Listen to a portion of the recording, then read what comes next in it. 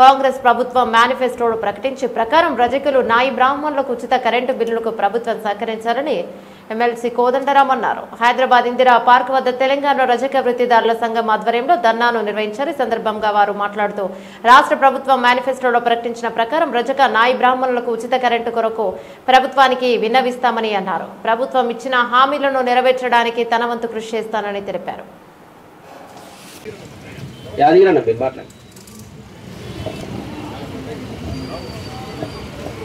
మీకు కావలసిన సహకారము సమన్వయము మేము ఎప్పుడు చేస్తూనే ఉన్నాం. వాళ్ళకు కూడా చెప్తున్నాం, ఏటు సంఘం బలపడాలి, ఉద్యోగాలకు రావాలి. ముందు చెప్పిన రాజకీయాల్లోకి రావాలి.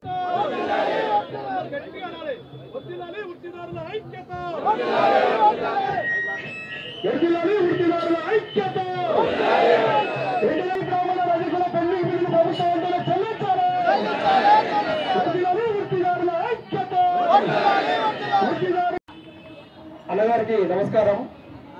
సోదరులారా, వచ్చినటువంటి వాళ్ళందరూ కూడా మనం చేసుకునే వ్యాపారానికి కొంత అవకాశాలు పెంచాలి. ఇందులో భాగంగా ఇవాళ మరి చాలా కొత్త కంపెనీలు వస్తున్నాయి. మన వృత్తికి ఒక పెద్ద దాడి జరుగుతున్నది. మన నుంచి కాకుండా వాళ్ళు జర నాజుగ్గా నాకు ఇంగ్లీష్ మాటలు నేర్పించి చేతులు డబ్బా పెట్టి కొత్త కొత్త పరికరాలు కొనిచ్చి పంపించే వరకు మన వృత్తికి ఒక ప్రమాదమే కదా. అట్లాంటి ప్రమాదం ఎదుర్కొంటున్నటువంటి సందర్భం నుంచి ఇవాళ మనం వాస్తవానికి ఏం కోరుకోవాలంటే మనకు కూడా ప్రభుత్వం కొద్దిపాటి ట్రైనింగ్ ఇస్తే ఈ ఇసిరలు కొనుక్కోవడానికి సహాయం కనుక చేయగలిగితే మనకు కూడా ఇంకా చాలా లాభం కలుగుతుంది.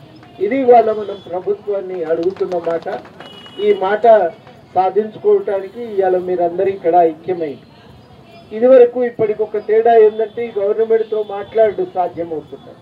పోయిన గవర్నమెంట్లోనేమో నిర్ణయాలు తీసుకున్నది ఒక్కలే. ఆ ఒక్కరిని కలవటానికి మాత్రం ఎవరికి అవకాశం దొరికేది కాదు. ఆయన మూలకు ఆ గడి దగ్గరికి ఎవరు పోయినా కానీ ఆ గడీలకు మనల్ని రాకుండానే బయటనే అడ్డం పెడి మేము ఒకసారి ధైర్యం చేసి ఆ గేడు దాకా పోయినాం.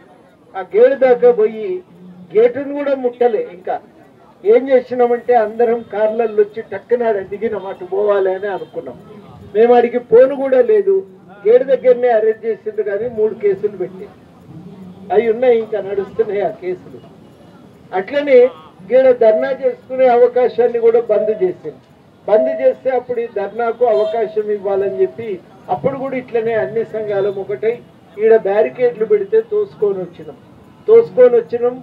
ఆ కేసులు కూడా ఇంకా నడుస్తూనే ఉన్నాయి. నాకు ఒకరోజు విచిత్రమైన సందర్భం, ఈ ధర్నా చౌక్ మీద సందర్భంగా పెట్టిన కేసు నేను కోర్టులో ఉన్నా, ఇక్కడ కేసీఆర్ ధర్నా చేస్తున్నాడు. నాకే నవ్వు వచ్చింది ఆ సందర్భం చూస్తే. అట్లా జరిగింది. తెలంగాణ రజక వృత్తిదారుల సంఘం, తెలంగాణ క్షౌర వృత్తిదారుల సంఘం సంయుక్త రాష్ట్ర కమిటీల ఆధ్వర్యంలో ఈరోజు ఇందిరా పార్క్ వద్ద మహాధర్నా చేపట్టాం. నా పేరు పైళ్ళ ఆశయ్య, రాష్ట్ర ప్రధాన కార్యదర్శిని. జీవో నెంబర్ 2 ప్రకారం 250 యూనిట్ల ఉచిత కరెంటు పథకం గత ప్రభుత్వంలో పోరాడి సాధించుకున్నాం. సంవత్సరం పూర్తయిపోయింది. ఆ పథకానికి ఈ ప్రభుత్వం బిల్లులు చెల్లించడం లేదు. సుమారు 200 కోట్ల రూపాయల పైన పెండింగ్ బిల్లులు ఉన్నాయి. ఆ బిల్లులు వృత్తిదారులే చెల్లించాలని చెప్పి కరెంటు అధికారులు ఒత్తిడి చేస్తున్నారు. అనేక చోట్ల వేధిస్తున్నారు. 50,000, 1,00,000, 2 లక్షల వరకు కూడా పెండింగ్లో ఉన్నాయి. అవి మీరే కట్టాలని కట్టించుకున్నటువంటి విధంగా కరెంటు అధికారులు ఒత్తిడి చేస్తూ ఉన్నారు. కొన్ని చోట్ల షాపు యజమానులు షాపులు ఖాళీ చేపిస్తూ ఉన్నారు. ఇలా కనెక్షన్లు కూడా కట్ చేస్తామని ఇలా చాలా చోట్ల కూడా బెదిరిస్తూ ఉన్నారు.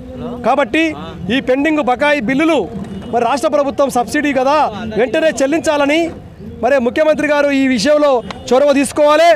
బీసీ మంత్రి, ఫైనాన్స్ మినిస్టరు, విద్యుత్ శాఖ మంత్రులందరూ కూడా ఈ ఉచిత విద్యుత్ పథకాన్ని సక్రమంగా అమలు చేసే విధంగా మోడ్రన్ లాండ్రీలు, నవీన సెల్లుల పథకం కామారెడ్డి డిక్లరేషన్లో 10 లక్షలు ఇచ్చి ఏర్పాటు చేస్తామన్నది ప్రభుత్వం.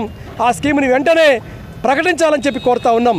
రాజీవ్ అభిదయ ద్వారా దరఖాస్తు చేసుకునే వాళ్ళందరూ కూడా రుణాలు ఇవ్వాలని, రక్షణ చట్టం ఏదైతే 50 ఏళ్ళు నిండిన వాళ్లకు నాయి బ్రాహ్మణులకు, రజకులకు వృద్ధాప్య పెన్షన్ ఇవ్వాలని, ఫెడరేషన్కు వెంటనే పాలకవర్గం నిర్మించి తగిన బడ్జెట్ రిలీజ్ చేసి ఈ పెండింగ్ బిల్లులు చెల్లించే వరకు ఈ పోరాటం ఆగదు.